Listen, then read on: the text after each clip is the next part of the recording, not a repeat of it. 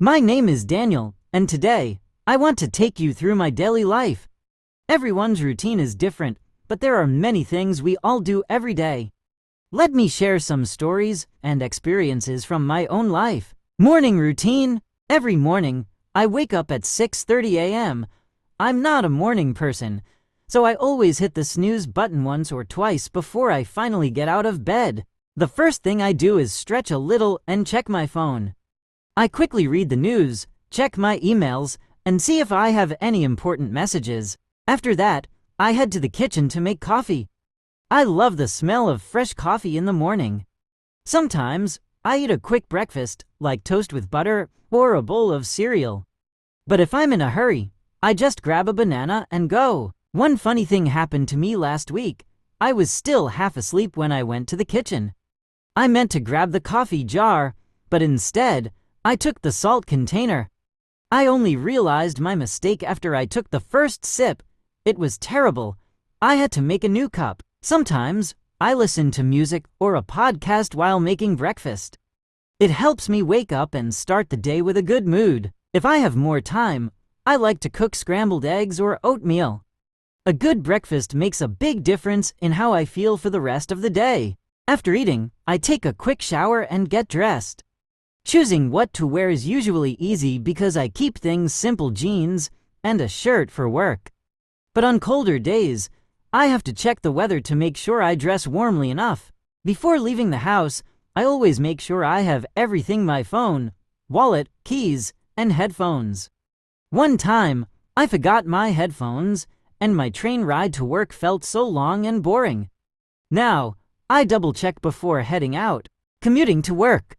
I leave my apartment at around 7:30 a.m. I take the subway to work because it's the fastest way to get there. On the train, I usually listen to podcasts or audiobooks.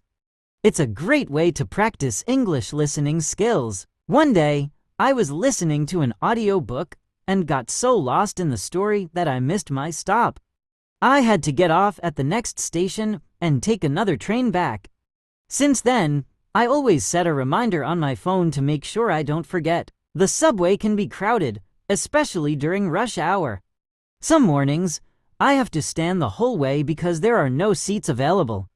Other times, I get lucky and find a seat by the window, which makes the ride more enjoyable. Sometimes, I see the same people on my commute. There's an older man who always reads a newspaper, a woman who knits, and a guy who wears headphones and sleeps. It's funny how you don't know these people, but they feel familiar just because you see them every day. One time, I saw a tourist struggling with a subway map. He looked confused, so I decided to help. He was trying to get to the museum but had taken the wrong train. I showed him the right direction, and he thanked me. That moment reminded me how important it is to know some basic English when traveling. Work life. I work in an office, and my job involves a lot of emails and meetings.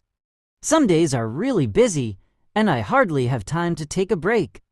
But I like my job because I get to work with people from different countries. One of my colleagues, Tom, is from Canada, and another, Maria, is from Spain. We often chat during lunch, and I've learned a lot about their cultures. Maria once told me that in Spain, people eat lunch very late, sometimes at 3 p.m. That surprised me because in my country, lunch is usually around noon. During the day, I have several meetings. Some are quick and simple, while others take a long time. Sometimes, people talk too fast, and I have to ask them to repeat. If you ever feel lost in an English conversation, don't be afraid to say, "Could you repeat that, please?" It's better to ask than to pretend you understand. One funny thing happened last month. I was sending an important email to my boss, and instead of writing regards, I accidentally wrote regrets. He replied with, "Why regrets? What happened?" I quickly corrected my mistake, and we both laughed about it later. At the end of the workday, I tried to clean my desk before leaving. It helps me feel more organized the next morning. A clean workspace makes it easier to focus. Evening activities. After work, I usually go to the gym. I try to stay active because sitting at a desk all day isn't healthy. Some days, I go jogging in the park instead. One time, I was jogging and listening to music when I saw a man walking his dog. The dog suddenly ran towards me and started jumping around. It was friendly, but I got so scared that I almost fell. The owner apologized and told me the dog just wanted to play. We laughed about it, and now, every time I see them, I stop to say hello. After exercising, I go home and cook dinner. I enjoy cooking, but I'm not very good at it. Last week, I tried to make pasta, but I forgot to add salt to the water. It tasted so bland. I had to add a lot of cheese to make it better. Some evenings, I meet up with friends for dinner. We like trying different restaurants. Last week, we went to a new Thai place, and the food was really spicy. I had to drink a lot of water, but it was delicious. On quieter nights, I stay home and watch TV or read a book. Watching English movies with subtitles is a great way to improve listening skills. Final thoughts. That's a little bit about my daily life. Of course, every day is different, and sometimes unexpected things happen, but that's what makes life interesting. If you're learning English, remember to practice a little every day. Even if you make mistakes, don't give up.